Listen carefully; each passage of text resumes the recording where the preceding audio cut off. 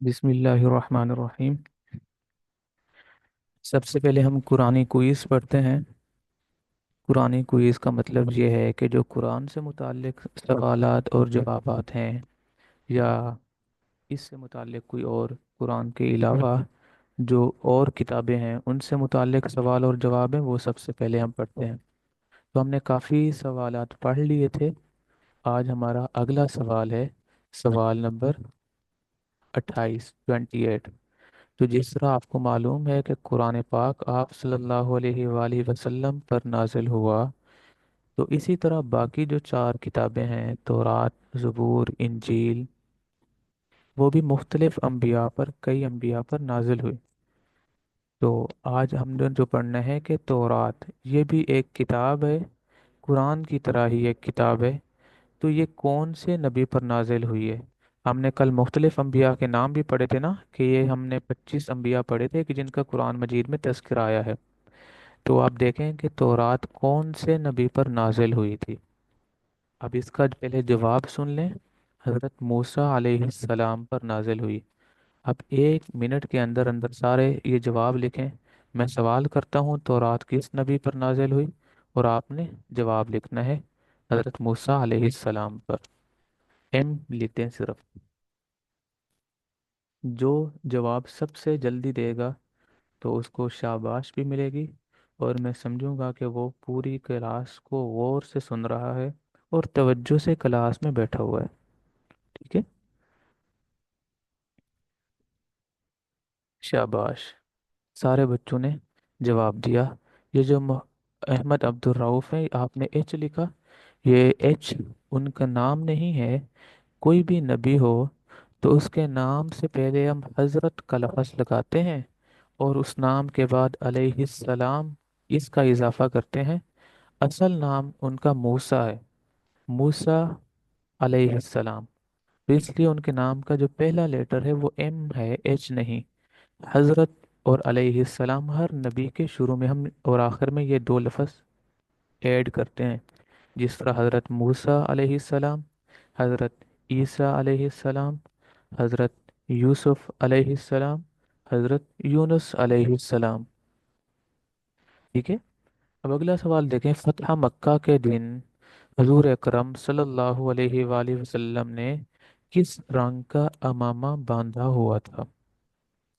इस सवाल से आपको मालूम हो गया होगा कि आप सल्लल्लाहु अलैहि वसल्लम ने मक्का को फतह किया था।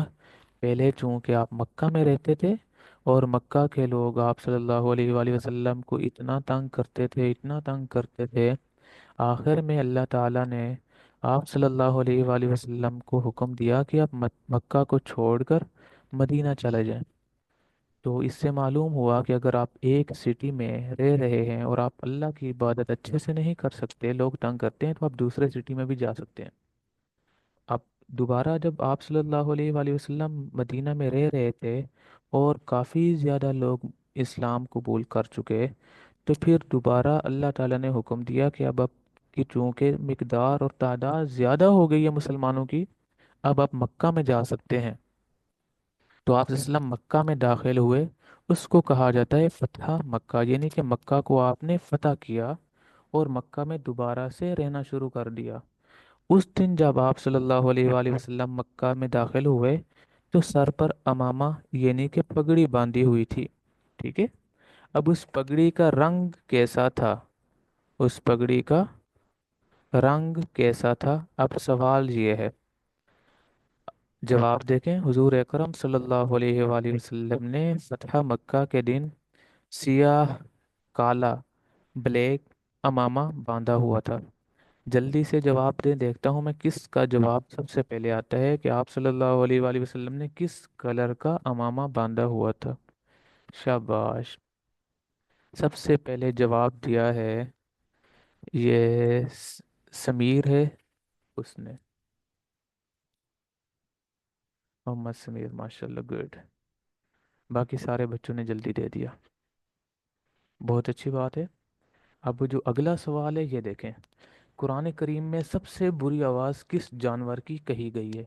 यानी कि बहुत सारे जानवर हैं इस दुनिया में, किसी की आवाज़ बहुत ज़्यादा खूबसूरत है, किसी की आवाज़ خوبصورت بالکل نہیں ہے، اور کسی کی بہت زیادہ بری آواز ہے۔ قرآن میں بیان ہوا، اللہ نے خود بتایا کہ دنیا میں جتنے بھی جانور ہیں ان میں سے ایک جانور ایسا ہے کہ اس کی اتنی بری آواز ہے، اتنی بری آواز ہے کہ اس جتنی بری آواز تو کسی اور جانور کی ہے ہی نہیں۔ اب وہ جانور کون سا ہے؟ وہ جانور کون سا ہے؟ جواب دیکھیں، گدھے کی آواز کو قرآن مجید نے گدھے کی آواز کو سب سے بری آواز والا جانور کہا ہے۔ ٹھیک ہے، شاباش، سارے بچوں نے جواب دے دیا، گدھے کی آواز۔ اس کا مطلب ہے کہ گدھے کی جو آواز ہے وہ بہت زیادہ بری ہے، اس لیے آپ جب اس کی آواز بری ہے تو وہ خود بھی برا جانور ہوگا۔ اب وہ جب ایک جانور ہے تو آپ کسی شخص کو یا کسی اپنے اسٹوڈنٹ کو یا کسی اپنے دوست کو یا کسی بھائی بہن کو آپ گدھا کہیں گے تو اس کا مطلب آپ اس کو ایسے جانور کے ساتھ تشبیہ دے رہے ہیں کہ جس کی آواز سب سے زیادہ بری ہے۔ تو آپ بھی سب سے زیادہ برے شخص ہو جائیں گے، سب سے برے بچے ہو جائیں گے اگر آپ کسی کو اتنے گندی آواز والے جانور سے پکاریں گے۔ اس لیے ہم نے پہلے بھی پڑھ لیا ہے کہ کسی کو اس کا نام بگاڑ کر نہیں پکارنا چاہیے، اور کسی کو تنگ نہیں کرنا چاہیے، اسی لیے آپ نے کسی کو گدھا نہیں کہنا۔ قرآن مجید میں سب سے بری آواز کس جانور کی کہی گئی ہے؟ گدھے کی آواز کو سب سے برا کہا گیا۔ اب اگلا سوال دیکھیں، وہ کون سی آیت ہے جو ہر نماز کے بعد پڑھنے سے اللہ تعالیٰ جنت عطا فرمائیں گے؟ اس سے ہمیں ایک تو یہ بات معلوم ہو گئی، ہر نماز کے بعد اگر ہم ایک آیت پڑھیں گے تو آدمی جنت میں فوراً چلا جائے گا۔ اب وہ کون سی آیت ہے؟ ایک آیت ہے، اگر وہ کوئی بھی آدمی، چاہے وہ مرد ہے یا عورت ہے، وہ اگر پڑھ لے تو پڑھنے کے بعد اللہ اتنے خوش ہوتے ہیں، اتنے خوش ہوتے ہیں کہ جیسے ہی وہ شخص مرتا ہے تو اللہ فوراً اس کو جنت میں بھیج دیتے ہیں اور اس سے سوال اور جواب بھی نہیں کرتے، اتنے خوش ہوتے ہیں۔ اب آپ کو معلوم ہوگا اس کا آنسر کیا ہے۔ اس کا جواب یہ ہے کہ ہر نماز کے بعد آیت الکرسی پڑھنے سے اللہ تعالیٰ جنت عطا فرمائیں گے۔ حدیث میں آتا ہے کہ آپ صلی اللہ علیہ وآلہ وسلم نے فرمایا، جو شخص بھی ہر نماز کے بعد، فرض نماز کے بعد آیت الکرسی پڑھتا ہے تو جیسے ہی اس کی موت ہوگی، موت آئے گی، تو وہ سیدھا جنت میں جائے گا۔ اس طرح سے ہے کہ اس کے اور جنت کے درمیان میں جو رکاوٹ ہے وہ صرف موت کی ہے، جیسے ہی وہ مرے گا سیدھا جنت میں جائے گا۔ اس لیے کیا کرنا ہے ہمیں؟ آیت الکرسی کو یاد کرنا ہے اور ہر نماز کے بعد اس کو پڑھنا ہے۔ جو جو بھی بچے چاہتے ہیں کہ وہ جنت میں جائیں اور آیت الکرسی وہ یاد کرنے کا ارادہ رکھتے ہیں تو جلدی سے مجھے میسج کریں اور جواب دیں کہ میں چاہتا ہوں، صرف ایم لکھ دیں۔ کون کون چاہتا ہے وہ جنت میں جائے؟ شاباش، اس کا مطلب سارے بچے چاہتے ہیں وہ جنت میں جائیں۔ جنت میں جانے کا سب سے آسان فارمولہ ابھی ہم نے پڑھا کہ ہر نماز کے بعد آیت الکرسی پڑھنی ہے۔ جو جو بچہ بھی آیت الکرسی یاد کرے گا اور پڑھے گا وہ انشاءاللہ لکھ دے، آئی لکھ دے۔ شاباش، گڈ، اللہ آپ سب کو جنت میں اپنے والدین کے ساتھ داخل فرمائے، سب کہہ دیں آمین۔ اب آگے دیکھیں، ہمارے پیارے نبی صلی اللہ علیہ وآلہ وسلم کا سب سے بڑا معجزہ کیا ہے؟ اب معجزہ کیا ہوتا ہے؟ کہ ایسا کام جس کو کوئی اور شخص نہ کر سکتا ہو، ایسا کام جو کوئی اور نہیں کر سکتا، اس کو معجزہ کہتے ہیں۔ اب ہمارے نبی کا سب سے بڑا معجزہ کیا ہے؟ جواب دیکھیں، ہمارے نبی کا سب سے بڑا معجزہ قرآن پاک ہے کہ اللہ تعالیٰ نے قرآن پاک آپ صلی اللہ علیہ وآلہ وسلم کو دیا۔ اس جیسا قرآن، اس جیسا کلام یا اس جیسی کتاب اور کوئی پیدا یا کوئی بنا یا کوئی لکھ یا کوئی کہہ نہیں سکتا۔ ٹھیک ہے، اب اگلا سوال دیکھیں، کس قوم کو اللہ نے بندر بنا دیا تھا؟ آپ کو معلوم ہے؟ اگر نہیں معلوم تو میں بتا دیتا ہوں۔ ایک قوم ایسی تھی کہ جو اللہ کی نافرمانی کرتی تھی، اللہ نے ان کو ایک حکم دیا کہ آپ نے فلاں کام نہیں کرنا، لیکن انہوں نے وہ کام پھر بھی کر دیا، تو اللہ کو غصہ آیا، تو اللہ نے تمام کے تمام لوگوں کو حکم دیا کہ آپ بندر بن جاؤ۔ وہ تمام کے تمام لوگ بندر بن گئے، تو ان کی شکلیں بھی بندروں والی ہو گئی تھی۔ یہ کون سی قوم تھی؟ یہودی قوم تھی، یعنی کہ یہود کی قوم تھی وہ۔ اس وقت اللہ تعالیٰ نے حکم دیا تو وہ سارے کے سارے یہودی بندر بن گئے تھے۔ شاباش۔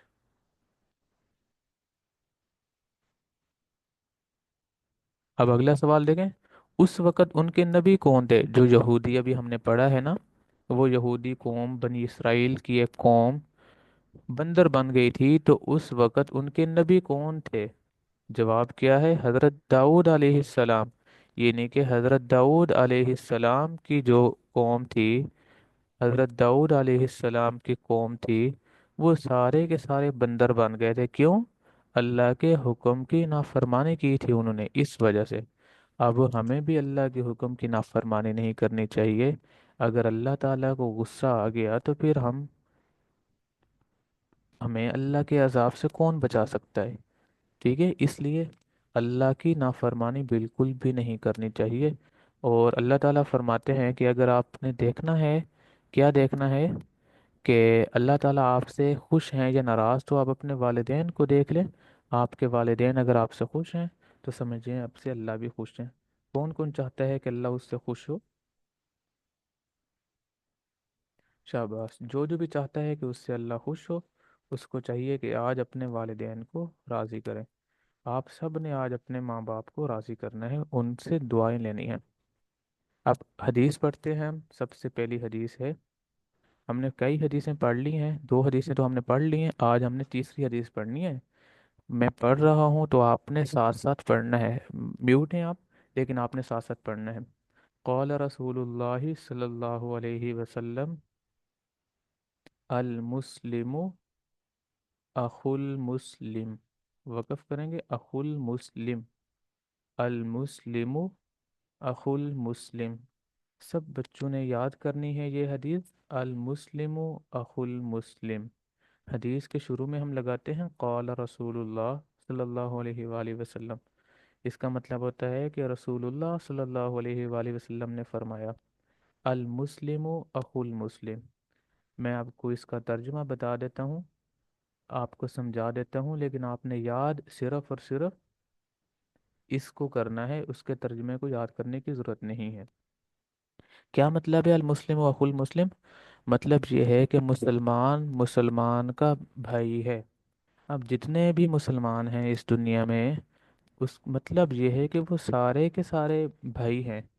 اب جس طرح بھائی دوسرے بھائی کو دھوکہ نہیں دیتا، تنگ نہیں کرتا، چوری نہیں کرتا، ایک ساتھ رہتے ہیں، تو مسلمان بھی اپنے مسلمان بھائی کو دھوکہ بھی نہیں دیتا، اس کی چوری بھی نہیں کرتا، اس کو تنگ بھی نہیں کرتا۔ اس کا مطلب یہ ہے کہ آپ کے جتنے بھی کلاس فیلو ہیں وہ سارے مسلمان ہیں، تو سارے آپ کے بھائی ہیں۔ تو بھائی سے لڑائی کرنا بہت بری بات ہے، بھائی کی چوری کرنا بہت بری بات ہے، اور بھائی کو گالی دینا یا اس کو رسپیکٹ نہ دینا بہت بری بات ہے۔ کیونکہ ہم سارے مسلمان بھائی بھائی ہیں، اس لیے ہمیں چاہیے کہ ہم اگلے کو بھائی کہہ کر پکاریں۔ اب آپ نے کسی اپنے دوست کو، کلاس فیلو کو بلانا ہے تو اس کو بھائی کہنا ہے۔ اپنے بڑے بھائی کو، چھوٹے بھائی کو، جس کو بھی آپ نے بلانا ہے تو اس کو بھائی کہیں۔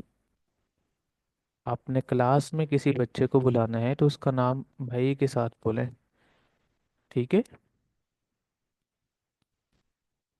یہ کون کون یاد کر کے مجھے سنائیں گے؟ وہ میسج میں ٹائپ کریں۔ شاباش شاباش۔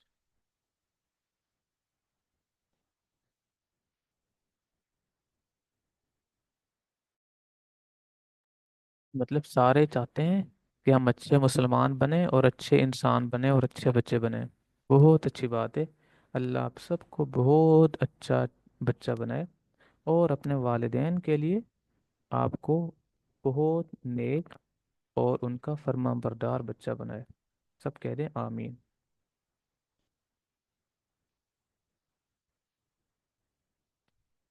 शाबाश। अभी हमने आदाब पढ़ने हैं। आदाब यानी कि जो हमने ज़िंदगी गुजारनी है, तो हम कौन से ऐसे काम करें कि अल्लाह भी राज़ी हो जाए, और जो बंदे हमारे साथ रहते हैं, हमारे दोस्त हो गए, हमारे रिश्तेदार हो गए, उनको देखने से ही पता चल जाए कि ये बहुत अच्छा इंसान है और अच्छा मुसलमान है। मतलब ये है, आदाब का मतलब ये है कि हमें किस तरह से ज़िंदगी गुजारनी चाहिए, जिंदगी गुजारने का तरीका। आप कोई भी काम है ना, वो सीखे बगैर नहीं कर सकते। सीखे बगैर कोई भी काम नहीं कर सकते। यहाँ तक कि सबसे आसान काम है खाना खाना, रोटी खाना। अब रोटी खाते हुए भी बच्चे को 2 से 3 साल लग जाते हैं सीखते हुए कि कैसे खानी है। सबसे पहले उसको सिर्फ दूध पिलाते हैं, और उसके बाद उसको हल्का सा चबा कर देते हैं, फिर नरम ग़िज़ा खिलाते हैं। करते करते 2 से 3 साल लगाते हैं वो प्रॉपर से खाना शुरू करते हैं। तो सबसे आसान काम हमें खाना खाते हुए उसको सीखना पड़ता है, और उसके बाद फिर हम जाके शुरू करते हैं।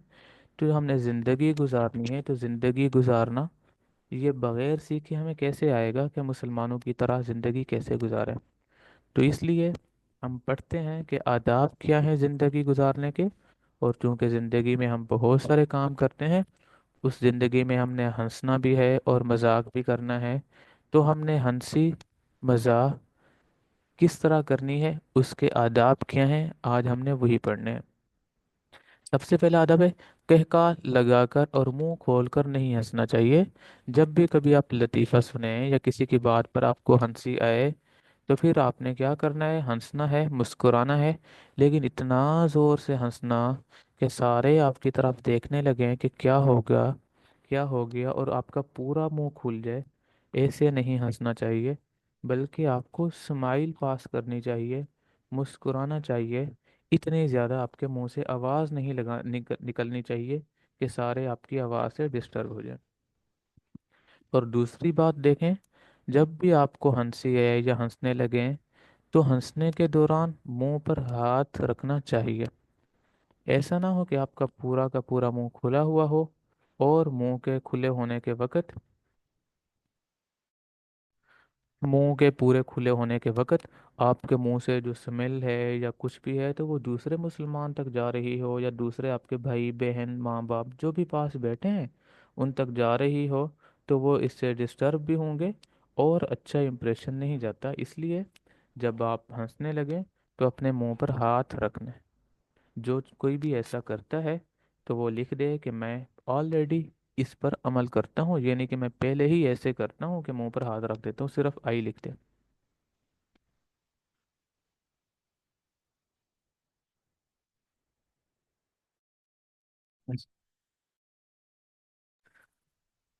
ठीक है, अब तीसरा सवाल देखें। बड़ों की बातों का हंसी मजाक नहीं बनाना चाहिए।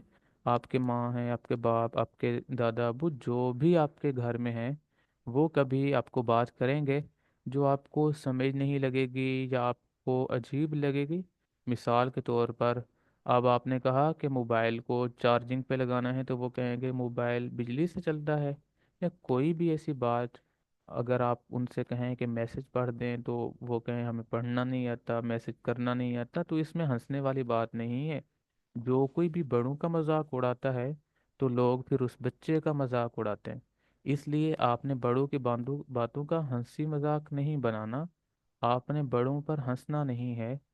बड़ों की जो भी बात हो, अगर आपको लगती है आप गलत है बात, तो आप ये समझें कि मुमकिन है हमारे लेवल से बहुत ऊपर की उनकी बात हो, और हमें उसकी समझ नहीं आई। इसलिए आपने इसमें अपने आप को छोटा समझना है कि शायद ये हमारे लेवल से बहुत ऊपर की बात है, इसलिए हमें समझ नहीं आई।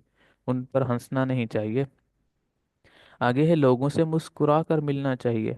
जब भी आप किसी से मिलें, तो स्माइल पास करें और उनसे मुस्कुरा कर मिलें। क्योंकि हदीस में आता है कि जो शख्स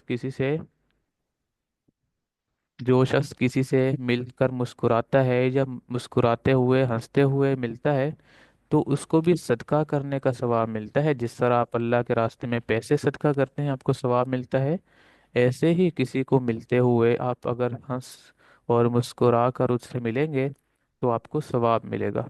तो कितना आसान तरीका है सवाब कमाने का, कि एक बंदा پیسے خرچ کر رہا ہے، صدقہ کر رہا ہے، آپ کسی سے مسکرا کر مل رہے ہیں تو اس کو جیسے ثواب مل رہا ہے آپ کو بھی ویسا ثواب مل رہا ہے۔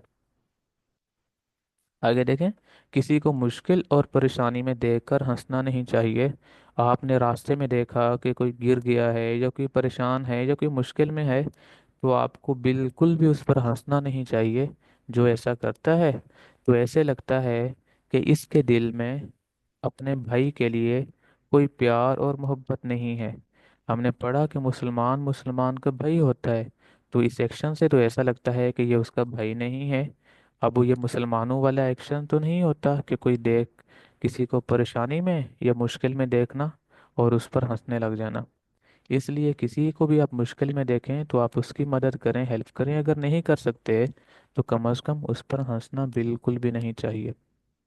آگے دیکھیں، کسی کی نقل اتارنا اور اس کا ہنسی مذاق یہ نہیں کرنا چاہیے، نہیں بنانا چاہیے۔ اب کوئی شخص لکھ رہا ہے، بول رہا ہے، آپ کو اس کے بولنے کا انداز برا لگ رہا ہے، تو بالکل بھی آپ نے اس کی نقل نہیں اتارنی۔ جو کسی کی نقل اتارتا ہے یا کسی کو برے نام سے پکارتا ہے تو اللہ تعالیٰ کو وہ بالکل بھی پسند نہیں ہوتا۔ اس لیے اگر آپ چاہتے ہیں کہ اللہ آپ کو پسند کرے، اللہ آپ سے پیار کرے، تو آپ نے اللہ کے جو بندے ہیں آپ کے کلاس میں، آپ کے گھر میں، رشتہ داروں میں، ان سے آپ نے پیار اور محبت سے پیش آنا ہے اور ان کو اچھے اچھے ناموں سے پکارنا ہے۔ ٹھیک ہے؟ یہ آج کا سوال دیکھیں، آپ بتائیں، کیا آپ کیا آج آپ نے اپنے غصے پر قابو رکھا یا نہیں رکھا؟ کس کس کو آج غصہ آیا تھا اور اس نے اس پر قابو رکھا تھا؟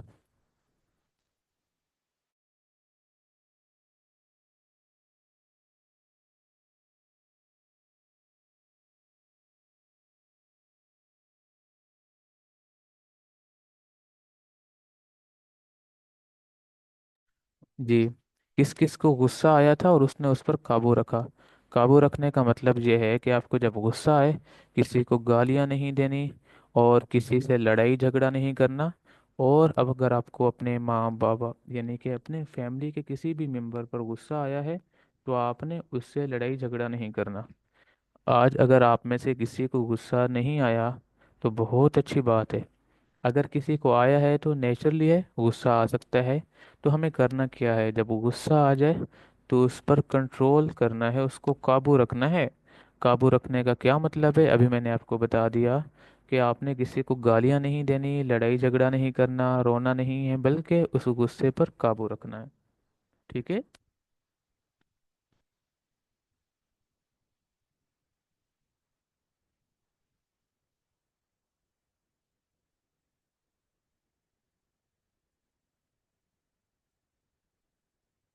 ہم دعائیں پڑھ رہے تھے۔ آج جو ہم نے دعا پڑھنی ہے وہ ہے وضو کے بعد کی دعا۔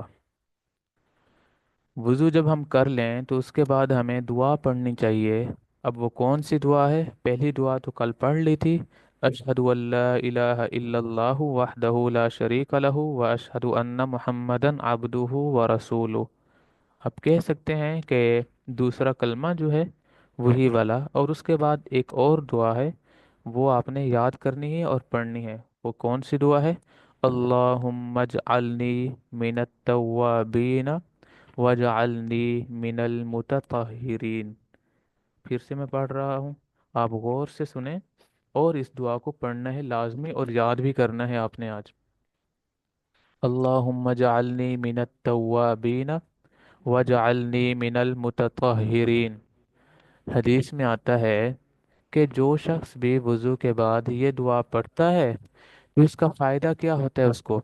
جنت کے 8 دروازے ہیں، کوئی شخص ایک دروازے سے جائے گا، کسی دروازے سے صرف روزے دار جائیں گے، کسی سے زکوٰۃ دینے والے جائیں گے، حاجی جائیں گے، لیکن جو وضو کے بعد یہ دعا پڑھتا ہے تو جتنے بھی دروازے ہیں سارے کے سارے دروازے اس کو پکاریں گے کہ آپ ہمارے اندر، یعنی کہ ہماری طرف سے جائیں، ہماری طرف سے جائیں، یعنی کہ جنت کے دروازے بھی اس کو ویلکم کریں گے کہ آپ ہماری طرف سے جائیں۔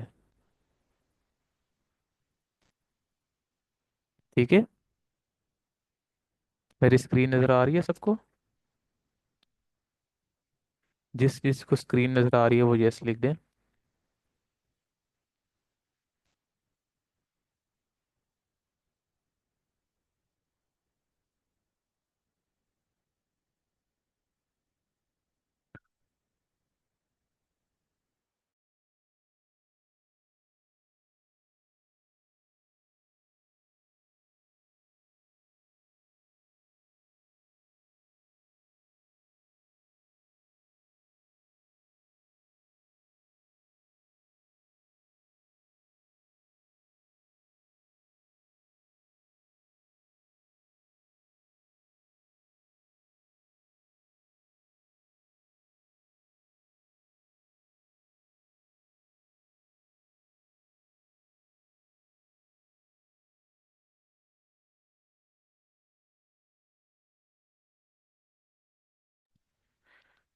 दूध पीने की दुआ।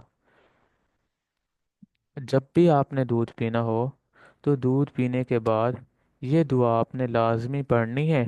और ये दुआ आप सल्लल्लाहु अलैहि वसल्लम ने हमें बताई है कि अल्लाहुम्मा बारिक लना फीही वजिदना मिन्हु।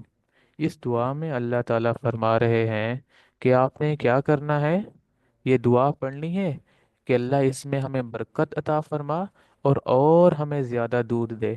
जब आप ये दुआ करेंगे तो अल्लाह इसमें बरकत भी अता फरमा देंगे और इसमें इजाफा भी फरमा देंगे, अल्लाह आपको और भी ज़्यादा अता फरमाएंगे। इसलिए सारे बच्चों ने एक तो ये याद करनी है और याद करने के बाद इसको प्रैक्टिकली भी पढ़ना है। जो जो भी पढ़ेगा वो एक दफ़ा लिख दे यहाँ पर।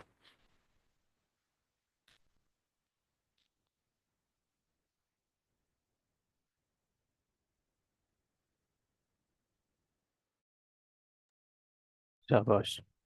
मेरी स्क्रीन नज़र आ रही है?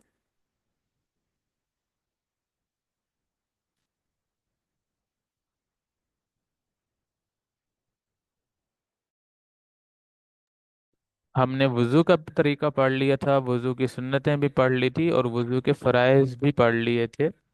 आज हमने पढ़ना है गुस्ल के फ़राइज़। वज़ू हमने सब कुछ पढ़ लिया था। एक चीज़ थी कि वज़ू जब हम कर लें तो क्या पूरी ज़िंदगी के लिए वज़ू रहता है? नहीं, ऐसी बात नहीं है। वज़ू ख़त्म भी हो जाता है। वज़ू ख़त्म कब होगा? जब भी आप वॉशरूम यूज़ करें तो उस वक़्त आपको फिर से वज़ू करना पड़ता है। मतलब ये कि वॉशरूम यूज़ करने के बाद आपका वज़ू टूट जाता है और फिर दोबारा से आपको वज़ू करना पड़ता है। आज हमने पढ़ना है गुसल। गुसल कहते हैं शावर लेना।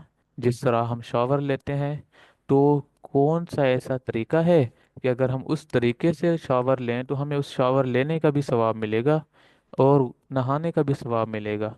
अब ये जो आपके सामने है, अगर इस तरीके से हम नहाएंगे तो इसको कहेंगे हमने गुसल किया और इस गुसल करने पर भी आपको सवाब मिलेगा। ठीक है। अब अभी आपने सिर्फ गुस्ल के फ़राइज़ याद करने हैं कि गुस्ल के कुल 3 फ़र्ज़ हैं। यानी कि गुस्ल में 3 चीज़ें लाजमी और ज़रूरी हैं। अगर हमने ये 3 चीज़ें कर ली तो हमें गुस्ल करने का सवाब मिल जाएगा और हमारा गुस्ल करना ठीक हो जाएगा। उसमें से है सबसे पहली कुल्ली करना, दूसरे नंबर पर नाक में पानी डालना, तीसरे नंबर पर पूरे बदन पर इस तरह पानी बहाना कि बाल बराबर जगह भी खुश्क ना रहे। यानी कि पूरे के पूरे जिस्म को पानी से धोना। ये गुस्ल के 3 फ़र्ज हैं। अब आप बताएं गुस्ल के कितनी फ़र्ज हैं? एक, दो, तीन। शाबाश, सबसे पहले हाजरा ने बताया। ठीक है, ये जो हमने पढ़ा है आपने इसको याद करना है और इस तरह ही अगली दफ़ा आपने वज़ू करना है, गुस्ल करना है तो इस तरीके से ही करना है।